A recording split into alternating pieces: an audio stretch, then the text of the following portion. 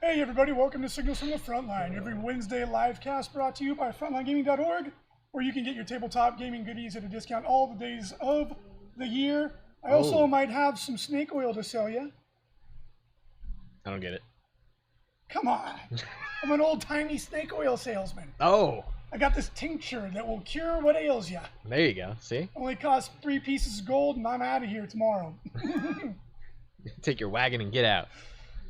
Thanks for joining us, everybody. I am your host, Mr. Reece. With me, the one and only Franklin the Turtle. It's true. That's the name on my birth certificate. Indeed it is. Middle name, the. And they're like, why? And your dad is like, I like turtles. Yeah. So thank you for joining us, everybody that's watching live. For those of you listening to the podcast or watching us on YouTube as a replay, you can go and check us out live, 11 a.m. Pacific Standard Time on Twitch, Facebook, or YouTube Live. Thanks for joining us, everybody. We hope you're having a great day. If you hear us talking to people in chat, that is because you can join us live and heckle us, correct us on the rules that we inevitably get wrong, and all kinds of fun stuff. Basically join in on the fun of the show. And for everybody that's with us live, thank you so much for joining us. We hope you have a great day. Let's jump in. Going to be a little bit of a short show this week. Just want to let you know in advance. Not a ton going on, but there is a ton of products to talk about. GW revealed a bunch of exciting stuff, so we want to jump in and talk about that before we talk about the one tournament that went on. Yeah, aw. Sad. So this week's pre-order, which of course you can pick up from us over at store.frontlinegaming.org, discounted prices with free shipping options, is the big dog, and it is the Void Dragon, the new Satan. It's a brilliant model, sold like hotcakes. A ton of people are very excited about it. And there's also the Necron Monolith, some Space Marine models, Tech Marine, a bunch of cool stuff. Space Marines, get out. Get out of here. So if you want to grab one of those at a discount, jump on into the webcourt pre-orders section. You can grab them. And thank you for your business for those of you who choose to work with us. Woo. And if you don't buy a Void Dragon, get out of here. It is the coolest model. Too big red. That's amazing. Just kidding, of course. No, not kidding. No. Got bills to pay, son. The stream doesn't pay for itself. The cool thing about the Void Dragon, too, is GW's like, hey, funny story. It's getting allocated. You're like, no. Yeah, some people aren't getting that many of them. Yeah. Thankfully, our order did get fulfilled, as we were told. So fingers crossed. Yeah, working with GW is way more good than bad, but sometimes there are a couple things that are a little frustrating at times. Yeah. So hopefully we get all the ones that we ordered. One day. They did confirm it, so I can't imagine that we're not going to. No. And I could imagine it, but I don't want to. Next week, we have a ton of stuff coming out. The big one is the new Warcry set called Catacombs. I personally am really, really excited to get my hands on it. As soon as I saw these models previewed, like pre-COVID, they got delayed because of it. I've really, really wanted to get my hands on them. It features 2 new warbands for Warcry. One of them is like Dark Elf themed, and the other one is Fire themed. It's true. They actually are, yeah. The models are so dope, though. They're really cool. I can't wait. And the box set comes with more than just these 2 warbands full of extremely characterful fantasy models. You also get a playing surface with the new fold-out cardboard boards that GW uses. And you actually get a lot of cool terrain. Some of it is rehashed from the original box set, and some of it's new. The new stuff is all like classic Hero Quest type stuff with like doors and like accessories to make your dungeon look cool. I'm super into it. And then the chat, Variamp is like, yeah, dude, I can't wait to get the dual hand crossbow wielding Dark Elf for D&D. Yeah. I'm not gonna lie, I've heard great things about Warcry. I heard it's a good game, but I plan on using these for D&D. Yep, these models are incredible though. So sick. Both factions just very neat. Yeah. On the neat scale, they're probably a 10. So. That's a neato jet. That's a neat. As my mom would say. Extra neato. So the fire models, man, dude, they're so cool. Like the little shitbag guys that run around and throw fire at you, they're okay. But I'm looking at the dude with like plate mail and a flaming 2-handed sword, and then the wizard that's on fire. I'm like, God, these are so good. I love it. The 2-handed scythe is my favorite. No, it's a halberd. Is it? Okay, Yeah, so it's just on fire. Halberd. Got it. Dude, I love it. It reminds me of like old sword and sorcery films from the 80s, like Conan and Deathstalker, which is on Amazon. If you haven't seen it, you should. It's so ridiculous. Beastmaster. Yeah, Beastmaster. It totally reminds me like these characters like right out of that. I love it. And then of course, the Dark Elf models are just baller. Snake people. They're so good. Like the dual hand crossbow character is my favorite also. But the wizard, like the kind of like centerpiece model, it's got the cloak flowing around him or her. I can't really tell. It's just, they're brilliant. They're such good models. So It gives me hope for Fulgrim. Look at that snake body. get Get out it. of here. Yes. Snake man. When are we going to get a flipping Primarch? I Like, don't come know. on, GW. I know your stock keeps skyrocketing, which thank you because I bought some. I really appreciate that. Finally had enough money to actually do it. Whee! Not a lot, but, you know, still exciting to see it go up. But come on with the Primarch. You've been teasing us since last edition. How excited are you going to be when the next Primarch is Lorgar? You know what? I would actually still be excited just because it's finally something. Reece would be like, no! I'm like the Starscream of Primarchs. Why? But I actually saw some brilliant fan art of somebody did some fan art of what they thought Lorgar would look like as a demon Primarch. As a demon Primarch? Yeah. And it's really, really, really cool. Because do they even talk about him as a demon Primarch? I think he's do. mentioned like a little bit, right? He's been like meditating this whole time. Like he's been on his planet just He's like very zen. like literally, yes. And like you know, he's a punk little bee, but I would just be happy if we got one, right? Yeah. And if even snake-bodied stupid Fulgrim, which I'm sure is with going to 4 look arms, baby. so dumb. And wings.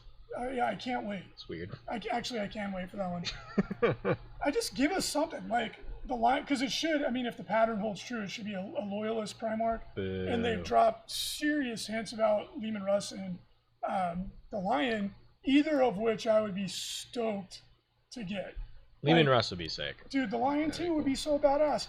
Fabio with his hair blowing in the wind, super pissed that he wasn't Daddy's favorite. Can't wait.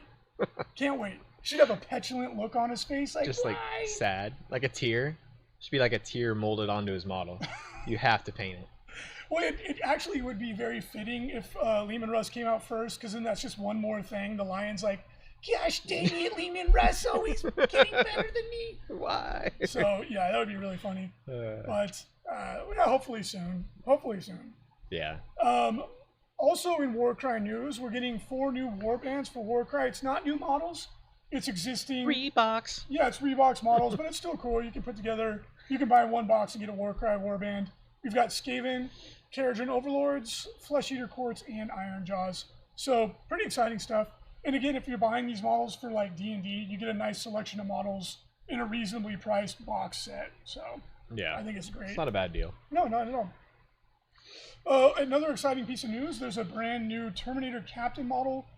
His name is Tarentus. Ooh. He's associated with the Warhammer Day extravaganza, but retailers like us will be getting a very limited amount of them. So if you do want one, make sure to be Johnny on the spot, 10 a.m. Pacific Standard Time. Is it a captain? I thought it was a chaplain. They're calling him a Terminator Captain. He's a chaplain. He's 100% a chaplain. All right, I'm just... Look at him. He's got a skull helmet and a mace. I thought it was a chaplain captain. I don't Also know. known as a Crozius. I'm pulling a Frankie. A Frankie. A Frankly? I don't know what You're I'm all doing. over the place right now. Somebody help me. Mama made me mash my hands. I like the combi flamer though. That thing looks sick. Yeah. I definitely want one. I definitely want to get one. Yeah. So we'll have one less than normal for sale. Take that, guys. Yeah, I know he's obviously a chaplain. For some reason, I got dyslexified and wrote it down incorrectly. It would be better if it was a lieutenant though, just because we need more lieutenants. Ooh, maybe it could be a lieutenant chaplain. Ooh, both. In Ultramarines colors. That would be great. Super original. He needs 10 different models though. Yeah, I think it's a really cool model. If you want to get one, make sure to be quick on the draw. It's gonna be tough to get one. Yeah, I think so. But then you can always go to eBay afterwards and pay quadruple if that's your jam. Get it. Also, Aeronautic Imperialis is coming out with some new models. They did drop some fun hints in the article over at Warhammer Community. saying that these also work for Titanicus. They're in the same scale. Yes. So we're getting there. Yes. Come on. We're getting there. They're listening. These are really cool. There's some gun emplacements. There's a basilisk emplacement, a hydra emplacement, some Tau ones that shoot, I don't know, burst cannons anime girls and rail out of them or something. cannons. Anime girl, pew pew. It shoots feelings at you. Reece. Lots of feelings. And then there's some more really cool terrain as well. So, what I'm going to go out on a limb here. I have no idea if what I'm saying is remotely accurate, but I'm going to go out on a limb and say that we are going to get Epic eventually, as long as these keep selling well, which they do sell pretty well. I think what we're seeing, and again, I'm 100% guessing, no idea, I could totally be wrong. Yeah. Is oh my gosh, NHH 5357 says they're salt-powered turrets if they're Tau. That's true. Is it that I think they'll come out with it in waves because it's so much easier to do. Yeah. You know what I mean? Like, and maybe the next expansion for either Aeronautica Imperialis or Titanicus would be like ground forces, like tanks or something. You know what I mean? Like, no, what they'll do is they'll just keep making them as their separate games, and then somebody in the community will be like, why don't we just combine them all? And they'll make their own PDF. Here you go. I've heard people playing Epic with Apocalypse rules. Yeah. And that it's super fun. Yeah, it's supposed to work really well. So. Yeah. So maybe in time they'll come out, maybe like the next expansion will be like, I'm totally speculating, right? But it could be like Tau and Astra Militarum ground size forces. It'll be called Infantry Battles, and then it'll just be your infantry fighting. It's a game where it's only infantry. And then there'll be Tank Battles, and it'll just be tanks. They'll have these different games, and then I'm telling you, the community member will be like, we're combining them all, boys. Here we go, Epic. And then eventually, like Voltron, they form. Yeah, you're like, okay, now we can bring them all together. It'll be like 40, why don't you start with this? It'll be like 40k Napoleonics. Yeah, just all pushing on it. They give you little sticks to push your guys. Like, what? But I would be so into epic scale 40k. Oh, dude, it'd be amazing, especially with the models they're releasing. These things are sick. They look brilliant, and it would be really fun. Like the terrain that's come out's really good. Like it would be super duper enjoyable to play at that scale because you could play with like a full company. Yeah, you can actually fight the real battles that are in the stories. Yeah, totally. With Titans and everything else, and it all works and it fits. And then, oh man, if you had like scaled down Primarchs, dude, that'd be so cool. So rad, dude. I'd be so into You're selling me on the idea that they'll never do. I like it. I think we'll get there, right? Like they're teasing at it a little bit. I don't know. Wishful thinking. Yeah, maybe one day. Yeah. In other news, we're also getting a new expansion for Necromunda. This one is for the Orlok gang. They're getting a codex, so to speak. I don't know what they're called, the Necromunda source book. And then some more Orlok models. Like, as you could tell, a man like me would appreciate Orloks. They have fine facial hair configurations. I'm a big fan. And the models are brilliant. I like the dogs. The Cybermasters. Yeah, those things are slick. A lot of people use these models for 40k, but the game Necromunda itself is quite enjoyable. So get excited for that. For 30k fans and Dark Angels fans, the new Deathwing models that they've revealed are absolutely brilliant. Yes. Like they look like Teutonic Knights. They have shields, swords, giant winged helmets. They're seriously some of the coolest models I've ever seen. Yeah, these guys are great. Yeah, they're just brilliant. I accidentally said they were Terminators because they just have the presence of a Terminator. They're actually in power armor. But gosh, those models are so dope. They are really cool. Yeah, really, really good. 30k. And then lastly, we saw some awesome new terrain coming out. I think it was built for Necromunda, but obviously you could use it for 40k as well. And it's a modular set that can make these like cool fort-style buildings. They look like they mix with Mechanicus terrain. Super cool. I would love to make just a badass fort to use in like a 40k game or something with these. Yeah, these are for sure Road Warrior buildings. Yeah, dude. I'm feeling Mad Straight Max. up. I'm feeling Mad Max, man. Like, That's what it is. Make it to a scenario where there's like a tanker full of... And then you have like flame turrets that you can shoot at them. Yeah. And then in the end, you find out it was full of sand. Spoiler alert. Oh. And then the Road Warrior is like, got me. You got me again. Yeah, he's a classic gotcha bitch. that is my favorite Mad Max. That was fun. Fury Road. Yeah, that one's a good one. But some awesome stuff coming out, and again, you can pick that up from us. Discounted prices next weekend. Also, we're running a Spooktacular. that was good. I'm practicing my dad jokes. Nailing it. Spooktacular sale. We are selling. Oh, that was really good. We're gonna sell our most Halloween horrific FLG mat. Horrorscape is gonna be on sale as a flash sale up through Halloween. 25% off MSRP. It's a nice deep discount. If you want this fleshy mat that's really gross and very perfect for Halloween, now's a great time to pick it up. And of course, we do have the 44 by 30 mats in stock as well with every design. Yep. So head on in and grab those if you want. Okay, we've had a lot of people asking about the LVOs. We're getting very close to the event. As of right now, the LVO is a green light. We talked to the casino. We're able to run the event with a lot of restrictions. It'll obviously be significantly smaller than it would have ever been in the past. A lot of people can't go. Yeah. A lot of people from other countries have already found out that it's literally not going to be possible for them to come. So, we're working with what we got, and assuming that nothing changes between now and January, which it could. The casino said they want to do it. We want to do it. It's going to be super safe. We're going to take every precaution. There's going to be distancing, mandatory masks. Everybody's getting their temperature taken when they come in the casino. All that stuff. Hand sanitizer. We're going to be as safe as possible. So the plan is, as of right now, it's going to be a go, but there's going to be quite a few restrictions. And anybody that wants to finalize their plans, a lot of people have been emailing in. If you're going to buy a flight, make sure you get, a lot of airlines are offering like no risk flights. So, make sure you look into that, get a flight that you can, transfer it or get a refund. Obviously with your room is no risk. You can cancel the room. Yeah. So you should be able to plan at this stage with confidence as much as is possible, but the guidelines could change. Yep, right? 100%. So we're not in control of that. We'll let you know as soon as possible, but we had a meeting with the casino group, and they feel confident that we can do it safely. So fingers crossed, everybody. Yeah. So it's, what do we have, 3 months? Yeah, it's 3 months. Not December, quite. It's like 2 months. Wait, it's October? No, 3 months. November, December, January. Yeah, so we have 3 months. A lot could change. Yeah. They're predicting that the winter might be a little bit gnarly, so we'll see. Yep. But right now, thank goodness, we're looking like it can be a go. Yep. And again, if you don't feel like traveling, you don't feel safe, don't worry. Don't come.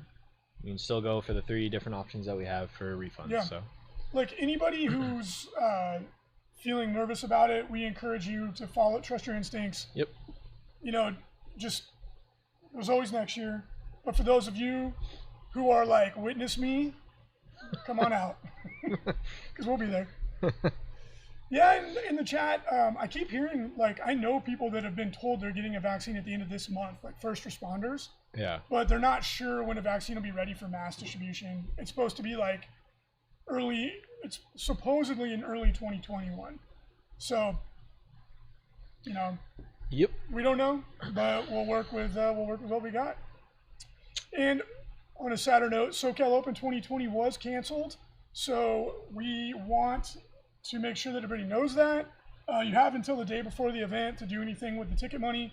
There is a Google Sheet. It's linked in the show notes. It's on the Facebook page for the SoCal Open. It's also on the event page for the SoCal Open. We're trying to do everything we can to let people know. If you bought a ticket for SoCal Open 2020, you have until the day before the event, which is only a couple days away now. Yeah. To get that taken care of. Please do, so that we can give you the partial refund, or you can use it as store credit, or you can just apply it to the next year. Yep. So we don't want anybody to miss out. All right. ITC. Ooh. People are telling me to grow a counter mustache. It's not possible.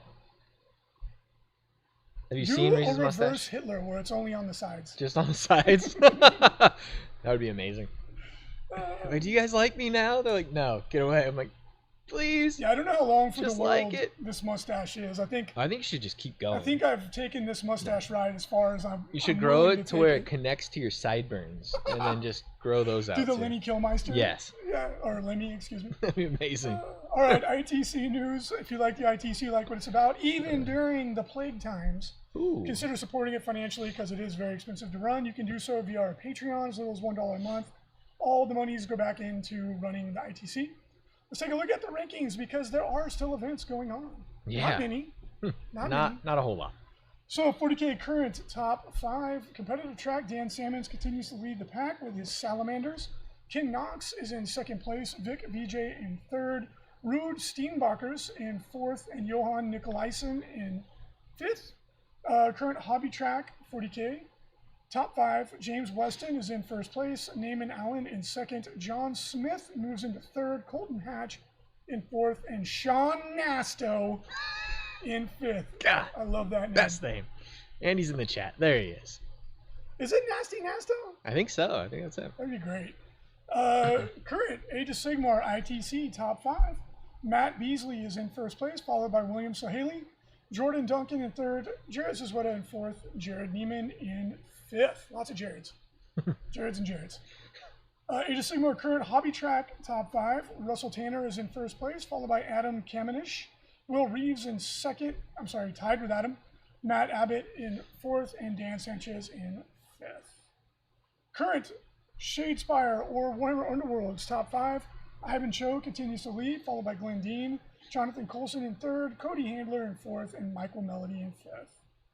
And Kill Team, current ITC top 5. Stepped it up. Rudy Pertu Tataninen. I'm sure You've been practicing. I nailed that. You've been practicing. He is currently in first. John Sow in second. Lucas Carone in third. Angel Alvarez Serrano in fourth. And Carlos Paz in fifth. If somebody really wanted to mess with you, they'd put like 3 last names or 4. I would just make something Super up. long. You're like, no. What up. is this? Big Nasty Nasto is the one and only That's Sean right. Nasto. Sir, thank your parents because you have an amazing last name. It's great. It's so good. All right, Tactics Corner. Let's chat about the only event really that went on this past weekend, the Northern Front YYC. I don't know what that stands for, but there it is. Young, yummy country. What does AOL stand for, Reese? I don't know. See? Nobody knows what I'm Yonkers, yucky country town. Catapult. I don't know. Yeah. First place was a Custodes list with a patrol detachment, which is what we're seeing pretty much all Custodes players doing. And had a lot of custodians, which are the kind of the Terminators, and quite a few vehicles, including the now notorious Ares gunship because of a fun video that went up on the interwebs today. It's a great video. YYC is Calgary, says the Falcon. There you go. Boom. So how is that Calgary? They're Canadian. That's what they I'm putting do. my ignorance on display. If it was Canadian, I thought it would be I'm sorry, welcome to Calgary. I'm sorry tournament. I'm sorry. Oh, it's the airport code. Boom. Was the tournament at the airport? Yeah. That's interesting. It was on a plane. I'm on a plane. Okay, the second place was White Scars. Kind of an interesting list. 3 units of Blade Guard, a lot of Landspeeder Tempests, 4 of them. That is the Forge Ruled Landspeeder with the assault cannon and missiles. So it's an interesting list. They're kind of a low-priced, fast unit with decent firepower. It's good for winning objectives. Some Eradicators, and then a unit of Assault Centurions, which you don't really see a lot anymore. So kind of an interesting list. There's some common elements that you're seeing. Eradicators, Blade Guard are all over the place. Third place was an Orc list with a ton of big units of boys. I've seen a lot of Orc lists winning in 9th edition that have 3, 4, 5 units of 30 boys. Yeah, I think they counter the meta really well because a lot of people are gearing more to killing Space Marines, and then all of a sudden you're fighting 30 orcs. And you're like, oh, this is different. Yeah.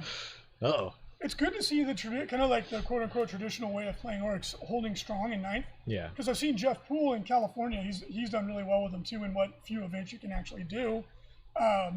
Yeah, so it's really cool. And then the other element that I've seen that's been common is there's a bunch of MSU units of orcs, whatever flavor it may take. Yeah. This one, there was a bunch of little units of commandos and storm boys, and they run around playing the objective game while the big units of boys take mid-table, and it's just really difficult to deal with them. And then they jump on objectives, and they're like, these are mine. Yeah. You have 5 turns to kill me. Back off. So I like that. I like that we're seeing not strictly just MSU armies doing well. Yeah, I agree. 4th place was really cool. It was a Slaanesh themed list with Emperor's Children and Slaanesh Demons. It's really cool to see that someone having good luck or being effective with a themed list. So it was a bunch of Noise Marines and Rhinos, Sonic Dreads, which is really interesting. That's the Forge World, Emperor's Children, Dreadnought. Very and interesting. Then Slaaneshi Demons? Yeah, some Slaanesh Demons. I like it. Yeah, really cool. It's great to see such a nice mix of armies up there. So I'm happy to see Noise Marines. That's so cool. They've always been a sleeper good unit. Yeah. Like last edition, they were really good too. And with the Rhinos ferrying them around, they can jump out, they kill you in your turn. They're really useful. Yeah, and they're relatively inexpensive, which is nice. I think they're a great unit. It's really annoying and frustrating that they didn't get the extra wound, but they're Chaos Reese. They don't need it. I'm sure they'll get it eventually. Different. But, yeah. I would love if their codex came out and they still didn't get it. You're like, no. GW's just like, yes, we hate you. Like Space Marines are better. Get out. All right, so if you like this show, we really appreciate you listening. Check out the other episodes on the Frontline Gaming Podcast Network. Things like 40K Stat Center, Art of War Down Under, or the infamous Chapter Tactics brought to you by the Rhino & Co. Ooh. If you are in the chat, fire some questions at us. Like we said, it's a little bit of a shorter show today, but there's just not as much going on to talk about, really. True. Any questions? 5th question mark. Tomodachi Great edition. It was fun. A lot of people have been waiting for those Forge World books because we have got nothing since the beginning of 8th. Yep. Ultramantis. That is too long of a question. Reese is going to try to read it. Go. So basically he was saying that the all or nothing nature of deployment going first, or just the way the turn structure works in 40K, that he has friends that lose the game in deployment. Yeah, with I go, you go, it's really easy to lose the game in deployment. Almost any high-level player will tell you that deployment and the first turn movement are pretty much the most important things you do in the game. Deployment is, I think, the most important movement thing you do in the game. What is your thoughts on it? I think it's less important than it used to be because of how fast units are now. There's all sorts of ways to move units around the board. You have units that are going up to like 16 inches, maybe even like 30 inches in a turn. Whereas back, I think it was probably more of a thing in like 5th through 7th because things just didn't move as fast. So like deployment was such a big deal, which it's still a big deal for sure. You got to hide your models, got to make sure you're in the right firing lanes and whatever and whatnot. But I think you can recover from a bad deployment in this edition, especially. Yeah, I agree. I mean, I think it's a little bit less punishing, but it still is extremely important. Like I can't tell you how many times I've beaten somebody in the deployment phase, like. Because it's never happened. That's why I can't tell you how many times it's happened. It was even more problematic in 5th edition when models weren't as fast. Yeah. So like if someone screwed themselves up in deployment, it was extremely really difficult bad to recover. Yeah. And now with less turns, it can be more difficult. But on a smaller table with units like pretty much all of them moving faster, it's a little bit easier to recover, but it still sucks. Yeah. Wolf Priest Carl wants to see the mullet. There's the mullet in profile. Ooh, look at it. Mm-hmm. I haven't cut my hair since COVID. Really? It's the longest my hair's ever been in my entire life. Jeez. Yeah. I have a haircut today. Yeah, the haircut's going to be coming here. Either that or I'm going to commit to it. And just keep going. Go full He-Man with it. Braid it into your back hair. The conversion kit for the 6x4s did not get canned. Dax the Destroyer, our media department is just working on getting those ready to go in the web cart. That's all. They should be ready any day. Yeah, they should be ready very soon. Ed Rutherford says it's not just the points on mini missions. You'll want to have models on 3 to 4 objectives. The army will need to be redesigned to play into that. Yep. There you go. I think I read the wrong question from that gentleman, but that's a bold statement. I like it. I like it. Somebody in chat who I missed it was asking about the 1 week lead time the GW does on the release schedule. And he was saying that it'd be nice to have a little bit more lead time to know what's coming out. Yeah, that's fair. But I mean, the codex is usually the first week, so then you can kind of look through it and see what you like. Yeah. They spread it out so that it's easier for people to kind of budget to buy stuff. And then there's like something exciting every week.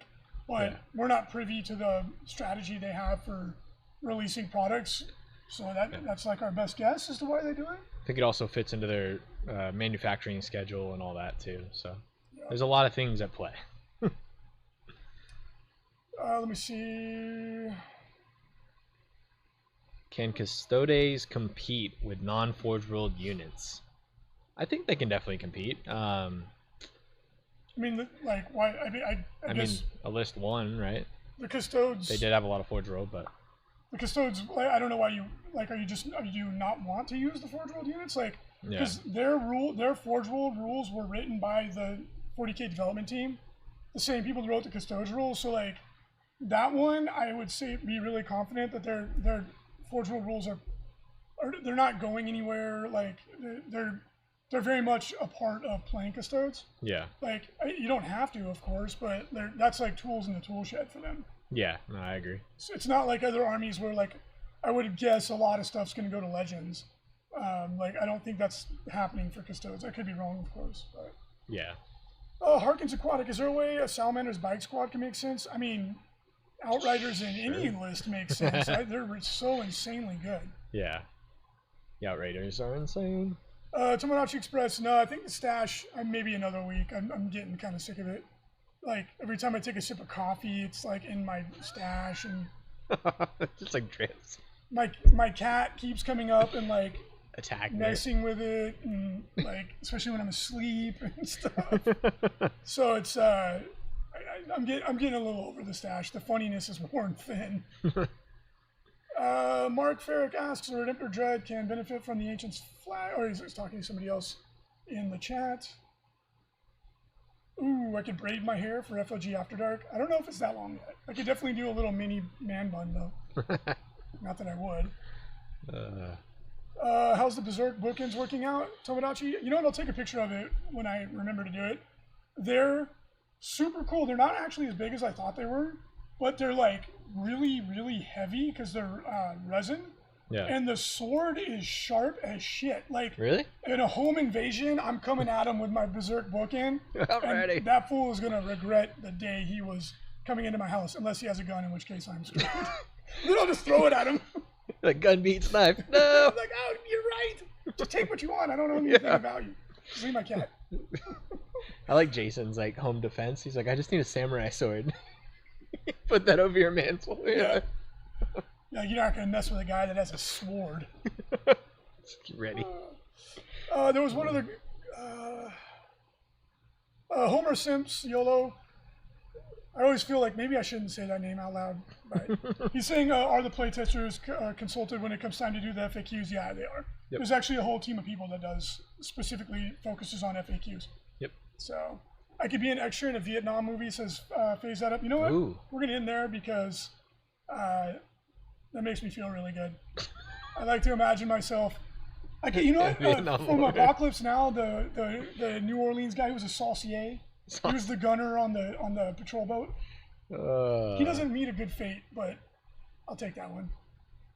All right, everybody. Thank you so much for joining us for this slightly shorter episode of Signals from the Frontline. We hope you enjoyed it. Episode 707. Make sure to check out the various sales and cool stuff we got going on. Listen to some of the other podcasts in the FLGN. Until then, thank you for joining us. Have a great week. We'll talk to you next Wednesday.